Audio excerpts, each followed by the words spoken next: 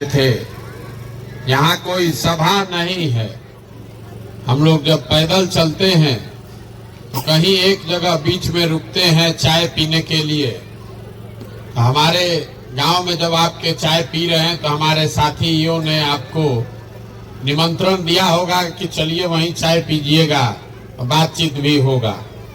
आपका बात सुन रहे हैं, यहाँ पर लिखा हुआ है भी पढ़ रहे हैं।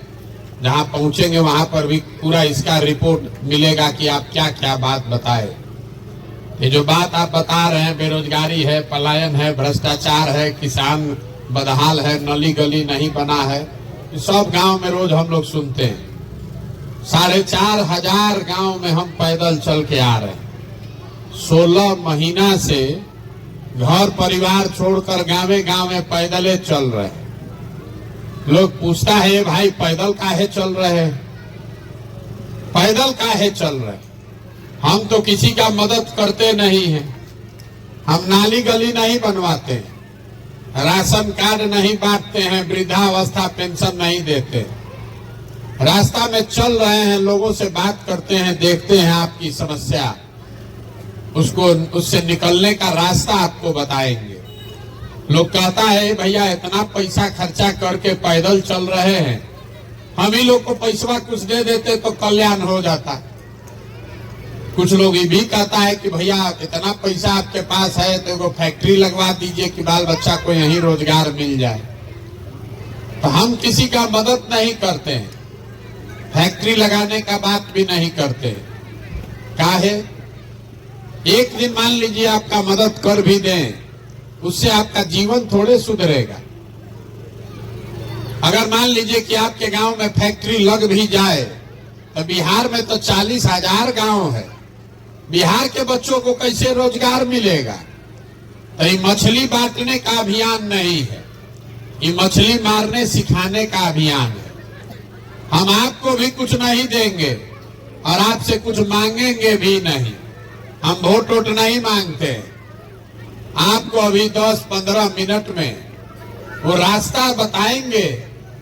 अगर आपको समझ में आ जाए तो जितना आपका समस्या है, ए भैया किसको वोट दे, ए भैया किसको वोट दे कि हमारा जीवन सुधरे, हम जो रास्ता बताएंगे उसमें ऐसा चाबी है कि वोट जिसको मन है उसको दीजिए, लेकिन हमारे रास्ता से अगर वोट दीजिएगा तो वोट चाहे लालू को दीजिए कि नीतीश को कि मोदी को, आपके बच्चे के लिए पढ़ाई या रोजगार निश्चित तौर पर हो जाएगा। अगर वो रास्ता सीखना है तो अभी 4 गो सवाल पूछेंगे, उसका जवाब देना पड़ेगा। जवाब सबको देना है, यहाँ कथा सुनने नहीं आए हैं। मुंह से जोर से बोलना पड़ेगा, हाथ उठाकर। सब आदमी जरा सोच के बताइए। यहाँ हम लोग विद्यालय के प्रांगण में बैठे हैं, आप जितने लोग यहाँ अपने गांव पंचायत से आए हैं, सोच के बताइए कि आपके गांव में और कुछ हो या न हो, आप सभी के बच्चों के पढ़ने के लिए अच्छी व्यवस्था होनी चाहिए या नहीं होनी चाहिए? उठाइए, हथवा उठाकर जोर से बोलिए, हाँ कि ना। होना चाहिए कि नहीं होना चाहिए? जोर से बोलिए, सुनाई नहीं दिया। होना चाहिए कि नहीं होना चाहिए? होना चाहिए। जितना लोग आप आए हैं इसमें ज्यादातर आदमी तो खुद पढ़ा लिखा नहीं है।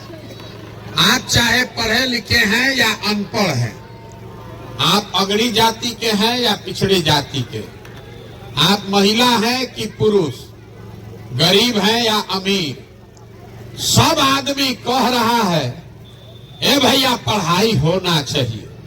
इतना समझ सबको है, क्योंकि सब आदमी इतना तो बूझ रहा है कि अगर आपका बाल बच्चा बढ़िया पढ़ लिख जाए, पढ़ लिख के अगर उसको नौकरी रोजगार मिल जाए तो कोई मुखिया बने, कोई विधायक बने, कम से कम आपके बच्चे का जीवन सुधर जाएगा। इतना बात तो सबको बुझा रहा है।